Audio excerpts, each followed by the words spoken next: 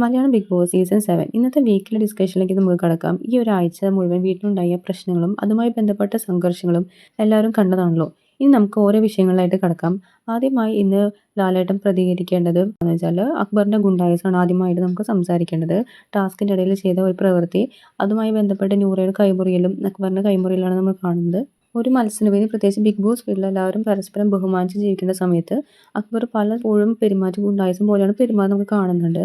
ഒരു ശരീരഭാഷയും വാക്കുകളൊന്നും അത്ര നല്ല രീതിയിലൊന്നല്ല കാണുന്നത് നമുക്ക്. ഇത് ലാലേട്ടൻ എന്തായാലും ചോദ്യം ചെയ്യേണ്ട കാര്യമാണ് അക്ബറിന്റെ ഈ ഗുണ്ടായിസത്തിനെ പറ്റിയിട്ട്. രണ്ടാമത് ഡിസ്കസ് ചെയ്യുന്നത് ജിസേലിന്റെ കിച്ചണിന്റെ പ്രശ്നങ്ങളാണ്. ഡ്യൂട്ടികൾ എല്ലാവർക്കും തുല്യമായിട്ടാണ് കൊടുത്തിട്ടുള്ളത്. എന്നാൽ ബാത്റൂമിന്റെ ഡ്യൂട്ടി ചെയ്യുന്ന സമയത്ത് ജിസേ കിച്ചണിലേക്ക് മാറി നിന്നത് അവിടെ പോയി പണി ചെയ്യുന്നതാണ് നമ്മൾ കാണുന്നത്. ഇത് ഒരു ഫെയർ ആയിട്ടുള്ള ഗെയിമല്ല.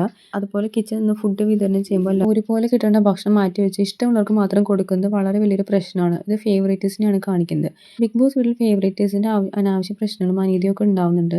കിച്ചണിലേക്ക് കയറിയും ഫുഡിനെ നിയന്ത്രിക്കുകയും ചെയ്ത ജിസേലിന്റെ പ്രവർത്തനം റോജിന് വിരുദ്ധമാണ്. അടുത്ത അനുമോൾ അക്ബറും തമ്മിലുള്ള പ്രശ്നത്തിൽ തമ്മിൽ വാക്കുതർക്കം ഉണ്ടാകുന്ന സമയത്ത് പ്രത്യേകിച്ച് ആര്യൻ അനുമോളിനോട് ചെയ്ത ചീപ്പായിട്ടുള്ള ഷോ ആണ് നമ്മൾ കാണുന്നത്. മസ്താനിയോട് കൊണ്ട് അവന്റെ പിന്നിൽ തള്ളാൻ പറഞ്ഞിട്ട് അനുമോടെ മേലേക്ക് വരുന്നതും അതൊരു ഫിസിക്കൽ അസോൾട്ട് അല്ലേ എന്നാണ് നമുക്ക് ചോദിക്കാനുള്ളത്. ഉള്ള ആളുടെ കൺസെന്റ് ഇല്ലാതാണ് ഈ ഒരു പ്രവൃത്തി ആര്യനും മസ്താനിയും തമ്മിൽ ചെയ്തിട്ടുണ്ടായിരുന്നത്. പക്ഷേ കഴിഞ്ഞ ദിവസം ഒനിയിലും മസ്താനിയായ പ്രശ്നത്തിൽ ഒനിൽ അറിയാതെ മസ്താനിയുടെ മേലെ വീഴുന്നതും മസ്താനി മനഃപൂർവ്വം അനുമോളുടെ മേലെ തള്ളിയിട്ടിട്ട് ആര്യനെ വീഴിപ്പിക്കുന്നതും ഇത് മനഃപൂർവ്വമാണെങ്കിൽ മറ്റേതാണെങ്കിൽ അറിയാതെ ചെയ്തതാണ്.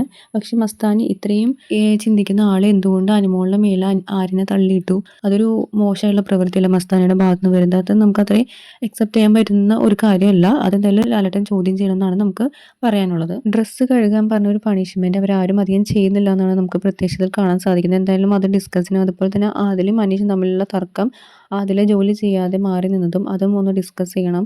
ഇത്രയും കാര്യങ്ങളാണ് മെയിനായിട്ട് സംസാരിക്കാനുള്ളത്. ഡിസ്കസ് ചെയ്യാൻ നമുക്ക് പ്രതീക്ഷിക്കാം. കൂടുതൽ അപ്ഡേറ്റ്സുമായി വീണ്ടും വരാം.